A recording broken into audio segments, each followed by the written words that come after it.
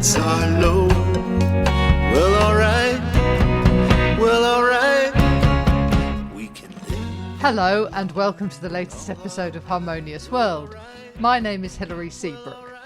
If this is your first time listening to this podcast, welcome. It's all based on me interviewing people who love music and make music.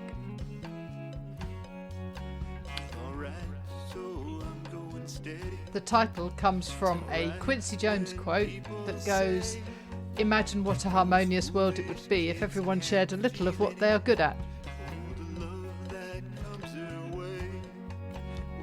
For this episode, I am absolutely delighted to be breaking all the rules and interviewing not a jazz musician, not a classical musician, but a guitarist and composer who is thoroughly steeped in rock and roll. My guest is Joshua Josué, and his album, Broadcast to the Surf Ballroom, captures a moment in 1959. And I've got lots of questions to ask him about exactly what happened and when and how he got these tracks together. It's a very, very interesting story, which is why I've broken all the rules about genre. What you're listening to now is Well Alright, one of the tracks from Broadcast to the Surf Ballroom, and I hope you enjoy listening to my conversation with Joshua Josué. It's wonderful to meet you, Hilary. Yeah, you too. And I have to tell you that you are my first guest who isn't somewhere in jazz or classical. Okay. It's because I want to branch out a bit, and I want to, it's all about doing interesting things with music, and it doesn't matter what genre it is. Right. Well, thank you. I'd listened to some of your podcasts and noticed that it was more classical jazz. And so I'm honored to be here. Thank you for having me. Brilliant. So I want you to explain to any listeners who haven't yet read my review about, well, what's the Surf Ballroom and what's your album all about? So the Surf Ballroom is the venue, which was the final show of Buddy Holly, Richie Valens, and the Big Bopper on February 3rd or February 2nd, 1959. They played their last show. They were on the Winter Dance Tour, and Buddy Holly, Richie Valens, and the Big Bopper took a plane out of Clear Lake, Iowa after that show, and their plane crashed and they died. So I've always been a huge Buddy Holly, Richie Valens fan, and always dreamed of going back to visit the Surf Ballroom. I've studied Richie Valens and Buddy Holly tremendously, made contact with Richie Valens' family and became friends with some of them. And over the years, as I've been playing Richie Valens and Buddy Holly music, I decided that I wanted to write an album and write a letter to that final show. So I took some of the songs that Richie and Buddy had not completed. They made demos of them and didn't have time to make a true studio recording or even finish some of the songs. So I sat down and I finished those songs, recorded them on my new album, and called it Broadcast to the Surf Ballroom as a letter or a radio broadcast back to that time and that place. Yeah. And part of the reason I was drawn to this album, because I get sent hundreds and hundreds of albums at a time to listen to. And the reason this one really appealed to me was, first of all, because obviously Buddy Holly was one of the early pioneers of kind of rock and roll, pop music, if you like. And also 1959. So obviously this is based on that gig on the 2nd of February 1959, yeah. And they died on the following day. Because 1959 is a huge year in jazz. Some of the best, bebop albums were recorded that year. Some of the best live albums of gigs that were going on that year. And I think it's a really important moment in time. So it's really lovely to look at it from this perspective too. Yes. Yeah, there was, from the rock and roll end, a lot happened in 1959. There was a lot changing. And it sounds like in the bebop, jazz, rhythm and blues world, there was as well. I don't want to go down too far of a rabbit hole, but studying some of Buddy Holly's music, I've been just a rock and roll player most of my life. And only in the last few years have I started studying a little bit of jazz and a little bit of blues. And sometimes I'd play some of these Buddy Holly songs that seem to just go off the rails on the chords, no rhyme or reason to them. And as a rock and roll artist, I just thought, wow, this is very creative. And it wasn't until I sat down with a local jazz guitar player. We were playing Buddy Holly songs, and he's like, oh, he's just using going around the circle of fifths backwards and fourths. Right. And I was like, oh my goodness, these are not just random chords. Buddy Holly had some sort of musical knowledge in the jazz world and in music theory. Yeah. And so Buddy Holly, the simplicity of that combined with working with some local jazz players in Portland, Oregon, has helped my music theory a bit. Right. And actually Portland, Oregon is a hotbed, isn't it, of some really amazing musicians.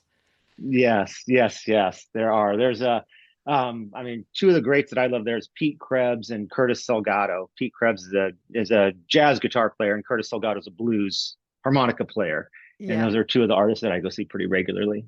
Right. It's yeah, and I find it interesting. And of course, Buddy Holly and Richie Valens were both so young, weren't they? Yeah, but Richie Valens was 17 years old, and his entire music career lasted 7 months from the time that he was signed to Delphi Records to the time that he died in that plane crash. Was everything he did was in 7 months' time. And Buddy Holly, I believe, was 22. He might have been 23, but he was pretty young as well. Yeah. So yeah, they were just children.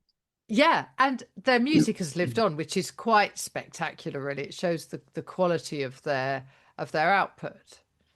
Yes, and Richie's recordings were so influential, and part of that was those recordings are the early recordings of the Wrecking Crew. You have Earl Palmer on drums and Carol Kay is on baritone guitar on those recording sessions, which were recorded at Gold Star Records in Hollywood. But that was the very early parts of the Wrecking Crew that recorded those Richie Valens albums. Right. So how did you find out, or at what point did you find out about these kind of unfinished tracks, or have they always been in your subconscious? They've always been out there. I think maybe to my benefit, to the world's benefit, but maybe not to Buddy and Richie's. Both their managers and producers started releasing parts of songs and bits of songs after they died to try and make a buck. And I don't know Ah, that either of them would have appreciated that being out there, but as a listener, I appreciated it because I could dig deep into their catalog like that. But as a teenager, I would hit record stores and find any obscure records I could by Richie Valens or Buddy Holly, bootleg copies. And then as I started playing tribute shows to them, people would show up and sometimes give me bootleg copies that they had found somewhere ah. or they had copied. And so I've just been collecting anything I can get my hands on by both of them for since I was probably 14 years old. Wow. And of course, this album now is taking snippets of what they were doing, but making it very much your own. Yeah, so I've heard people try and do similar things, and I wanted to approach it um, from my own perspective and not try and recreate a 50s album. I did not want to recreate an American Graffiti or Happy Days style record. No. I really wanted to approach it as Buddy Holly and Richie were fabulous songwriters. They're fabulous musicians, and I wanted to do my best to honor their legacy, put the time and thought into recording these songs with I don't want to say a modern twist, but just an authentic twist, or with authenticity. And so I spent time sitting, many nights just writing and rewriting and just making tweaks. And some of the songs have very small changes, and some of them have some quite drastic edits and changes in them. And once I wrote them, we went into the studio and just did a 2 day recording session. It was a very fast recording session. We walked in and tracked 8 songs in one day, finished the rest up the next morning, and then I sang them. And I would have loved to spend more time on them. There's always more work to be done, but I wanted to get this record out. We've got a small tour coming up and needed to have the vinyl in hand, and I didn't want to overthink it. I just wanted to be true to the rock and roll feel and record Oh, what yeah. came out. And if there's blemishes, there's blemishes. but sometimes those are the best parts of the songs. Definitely. At this point in the podcast, I would really like to play a clip from Oh Selena. Okay.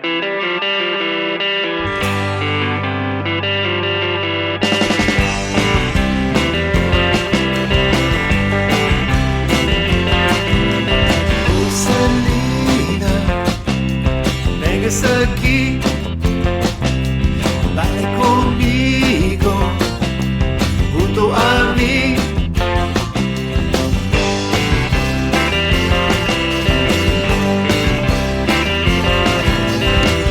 Selena, me encanta cuando me miras con tu alma. Eres mi amor, eres mi amor, dime que sí.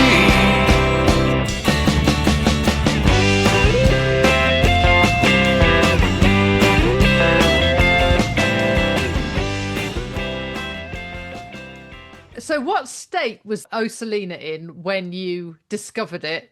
Okay, so actually, O Selena, of all the songs on this album, that is the one that I wrote, and I just took the influences of Buddy Holly and Richie Valens, and I had been. Bob Dylan made a quote that good artists borrow and great artists steal. So I have been borrowing or stealing from Buddy and Richie for so long. I decided that some of the songs that were extremely influenced by them, I would just use that song and put it on this record. And that is a song that I wrote that was completely influenced by Richie Valens and by Buddy Holly and by that strong 3-chord 1-4-5 progression. That's really interesting. I'm really glad then that I selected that before we had this conversation because that's the most kind of authentically Joshua, isn't it? Oh, yes, yes, it is. That's And really nice. I named it Oh Selena because it's kind of an ode to Richie Valens and Selena. They're two American Latin artists that were not very good at speaking Spanish, but sang in Spanish. Right. And I relate to that. I don't speak Spanish very well. I'm Mexican American and I sing in Spanish. So Richie Valens was a huge influence on that. So was Selena. So that's my ode to them. Oh, that's brilliant. It's a lovely, really lovely album. You've done a great job, I think. Oh, thank you so much. That's brilliant. So, what's next for you? You've just mentioned you're going out on tour, and people are going to be able to get hold of vinyl copies of this from you in person, which is I always tell my listeners that's the very best way of buying music is to get it direct from the artist at a gig. So, where can people see you? So we're playing in the Pacific Northwest for this tour in the United States. We'll be playing throughout Oregon, Idaho, Washington, and then into California in the spring. But coming up at the end of January, we start in Portland and head through Oregon, and then we'll jump over to Boise and then through Washington. So we're doing mostly West Coast United States shows. Right. Yeah, it's funny because my sense of geography of the United States is really bad, except around television shows that I've watched. So Frasier, for instance, is right up there, isn't it? So, Right, right. so I can picture exactly where that part of the world is, just because of So that. we'll be everywhere between Hollywood and Seattle. Right, it's perfect. I get that completely. It's like when people talk about the East Coast, they talk about Miami up to Philadelphia and Long Island. I can see that, and even Boston actually, I can see that up there. So, oh, fantastic. So you talked about your love of Buddy Holly and Richie Valens, but where does your guitar playing come from? I mean, how did you pick up the guitar first? So the when I was about 14, I went and I saw the movie La Bamba in the movie theater. And it that was a life-changing moment for me. I walked out of that movie theater and I said, I want to get a guitar and I am a fan of Richie Valens and I need to find out who this Buddy Holly guy is that he died with.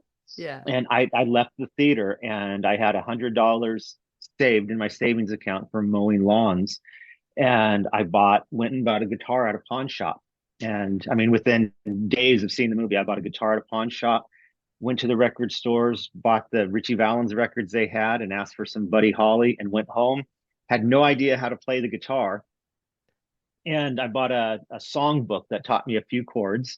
And I realized that Buddy Holly used the A, the D, and the E chord a lot. And so did Right. Richie Valens. Yeah. So I, at 14, played the A, D, and E chord over and over, learned to play some of their songs, and decided I was going to write songs, and they were all in the key of A, because I only need 1, 4, 5 in the key of A.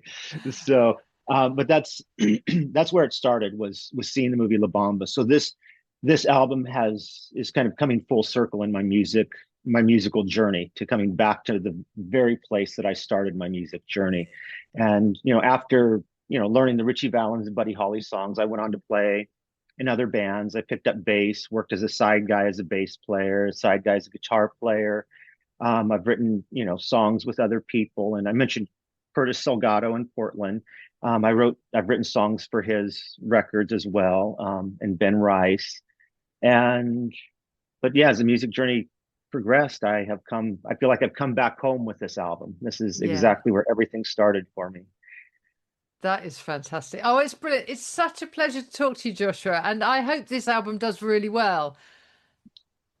Oh, thank you. Thank you so much. And thank you so much for having me today. This is exciting, because this is the first interview that I've done for this album. This is we haven't gone on tour yet for it. The album is going to be released shortly. My publicist has, lined up interviews to come up, but you and I are doing the very first talk about the album. So it's really special. Yeah, it really, really is. So hopefully it'll be the first one that people can listen to, where they can really hear what's behind this album. And that's an amazing thing. And it's more than a tribute to Buddy Holly and Richie Valens. It's so much more than that. And it's a wonderful piece of work. So thank you for talking to me about it.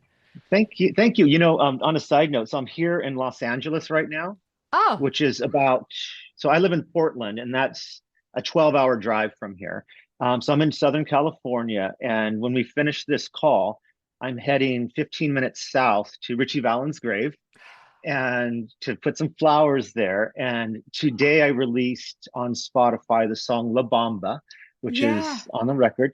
So today is a release of that. And I am going to close up the computer here, go buy some flowers, head to Richie's grave, and make an announcement from Pacoima, California, where he's from, that La Bamba is now released. Oh, that is fantastic. That is wonderful. Well, I look forward to seeing that on your Instagram, and I'll put links to everything on the show notes. So. All right. Thank you so much, Hilary.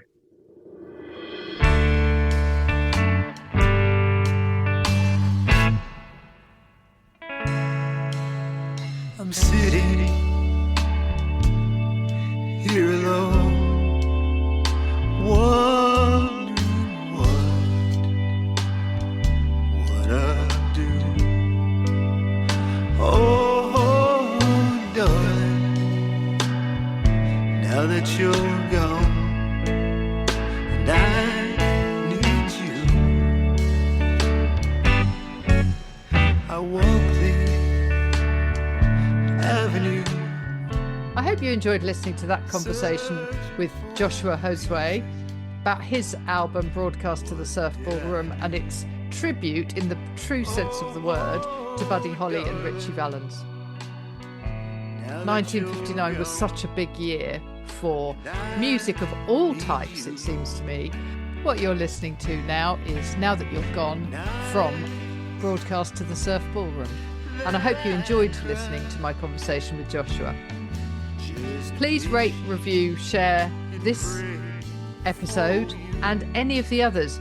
If you go back into the archive of 315 episodes that I've already released, you will find all sorts of interesting people. This is the first time I've done anybody that is actually what I would call rock and roll, but as you will have heard, Joshua discovered stuff about the chord sequences that jazzers use and how linked they are to the compositions of Buddy Holly and Richie Valens. There's so many links between different genres of music. But I hope you enjoyed listening to that conversation, and thank you for joining me once more for Harmonious World.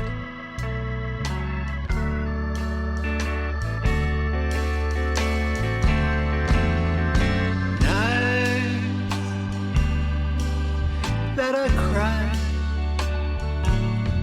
just wishing and praying for you. There is no one for me but you.